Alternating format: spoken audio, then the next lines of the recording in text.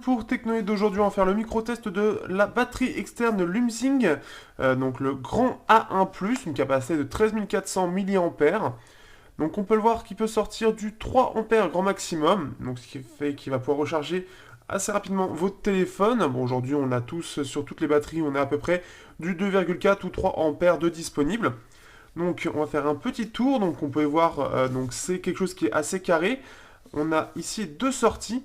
Donc deux sorties qui vont gérer intelligemment la puissance à fournir à l'appareil, donc ce qui fait que ça va être mieux géré et mieux affiné, là où ça va sortir que du 2,4 A par exemple pour certains, et que l'appareil lui va devoir le gérer. Là c'est directement la batterie qui va le gérer.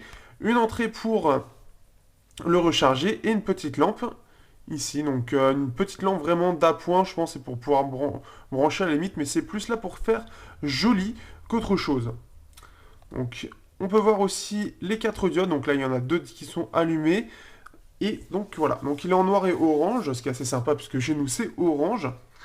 Il faut savoir que j'avais déjà testé une batterie, donc la Lumsing Powerbank de 15 000 mAh, la Glory P1+, qui pouvait déjà délivrer du 3,2 mAh, et ici déjà on a une différence qui est quand même assez énorme, puisque là, je pense que c'est de l'ancienne à la nouvelle génération, où on passe voilà, quelque chose de beaucoup plus compact, hein, puisqu'ici on est sur du 15 000 mAh, et ici on est sur du 13 400.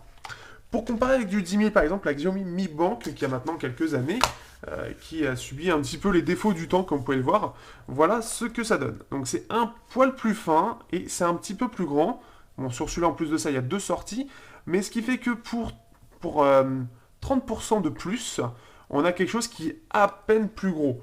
Donc ça, voilà, et pour comparer aussi avec une batterie similaire de 10 000 mAh, voilà, là c'est la même taille. Donc c'est quand même assez impressionnant de voir la technologie aussi des batteries qui évoluent en termes de densité. Donc on peut voir sur celle-ci. Bien évidemment, vous avez donc un câble qui est fourni avec la boîte. Bon, elle est chiante à ouvrir par contre la boîte. Donc ici, vous avez un câble. Donc un câble qui est moyennement long, donc ça c'est cool, c'est pas trop court. Et donc bien sûr, vous avez hop, ici de quoi en fait la notice, la garantie. Donc voilà, elle coûte 28 €, elle recharge plutôt bien. Donc voilà, avec ce côté un peu intelligent pour savoir combien il faut le recharger. Donc voilà, une batterie qui est assez portable, qui reste, qui est plus compacte donc que pas mal en tout cas de concurrents que j'ai chez moi.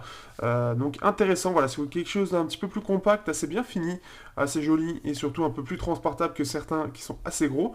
Eh bien, c'est plutôt pas mal, il y a un très bon ratio par rapport à ça. Sur ce, à bientôt pour un prochain test sur Technoïd.